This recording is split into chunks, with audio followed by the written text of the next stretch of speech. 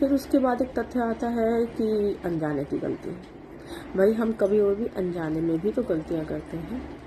कभी कभी कुछ कर्म हमसे अनजाने में हो जाते हैं, हमारे अज्ञानता के वश हो जाते हैं।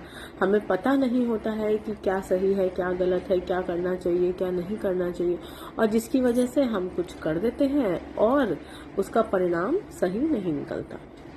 अब जैसे कि अब आप एक इसका भी एग्जाम्पल सुनिए। जैसे राजा दशरथ ने, याद करिए, उन्होंने तीर मारा था, है ना, और वो हिरण को समझ के उन्होंने तीर मारा था, और जबकि वहां पे वो साधु थे, संत थे वो, ठीक है। अब उसका क्या, उनको क्या हुआ, श्राप मिला। और उसके मैं शॉर्ट में सुना रही हूँ, उसका क्या हुआ कि श्राप मिला, और उनको जब वो मरने के कगार पे थे तो उनको कोई पुत्र उनके आसपास नहीं था उनको जलाने के लिए, है ना, उनको अंतिम संस्कार के लिए, क्योंकि राम जी और लक्ष्मण जी तो चले गए थे वनवास पे, और उसके बाद फिर भरत जी भी गए हुए थे बाहर, शत्रुघ्न भी नहीं थे, तो ओवरऑल कोई था नहीं पुत्र उनके पास उनके अंतिम समय में। तो क्या उनके बुरे कर्म थे? नहीं, अनजाने में की हुई गलती थी, जिसका कि उनको फलस्वरूप कर्मों के हिसाब से उनका मिला उसका परिणाम, ठीक है ना। तो कहने का तात्पर्य क्या है कि जरूरी नहीं है कि हमने कोई दुष्कर्म ही करे हैं जिसकी वजह से हमें कोई दुख झेलना पड़ रहा है या सहना पड़ रहा है। असल बात क्या है, ये सिर्फ ईश्वर जानते हैं कि हमारे साथ क्यों हो रहा है, कब हो रहा है, कैसे हो रहा है, इसका जवाब उन्हें पता है।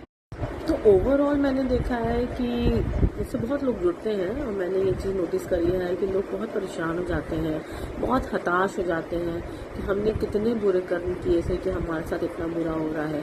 आखिर ऐसा हमने क्या करा, हमने इतना क्यों बुरा किया, ऐसा क्यों किया, वैसा क्यों किया, हमने सच में इतने दुष्कर्म करे होंगे कि आज हमें इतनी पीड़ा मिल रही है, इतने दुख मिल रहे हैं, क्योंकि इस जन्म में तो हमने जान के तो किसी के साथ इतना गलत नहीं किया, फिर क्यों हमारे साथ इतना गलत हो रहा है, क्यों हमारी ज़िंदगी आसान नहीं है, इतनी मुश्किल है, इतनी कठिनाई है। तो मैं ये बताना चाहती हूँ इस वीडियो के माध्यम से उन लोगों को और आप सभी को जो भी सुन रहे हैं कि ज़रूरी नहीं है कि पास्ट लाइफ के कुछ दुष्कर्म की वजह से ही आपको इस लाइफ में इतना परेशानियाँ झेलनी पड़ रही हैं, ठीक है। तो ये चीज़ को समझ के चलें और बहुत अपने आप को ऐसे हताश और दुख और डिमोटिवेट ना करें, ठीक है। जो भी होता है हमारे भले के लिए होता है। अल्टीमेटली ईश्वर कभी हमारा बुरा नहीं चाहते, हमारा बुरा नहीं करना चाहते, और ईश्वर को पता होता है कि हमारे साथ क्यों हो रहा है, किस लिए हो रहा है, और इसका क्या पहले पास्ट में क्या इसका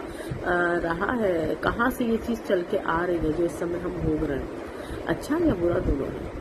तो इसलिए हताश ना हो, निराश ना हो, ये समझें कि ठीक है, इससे भी कुछ सीख के ही आगे बढ़ेंगे, ज़िंदगी यहाँ पे ख़त्म नहीं है।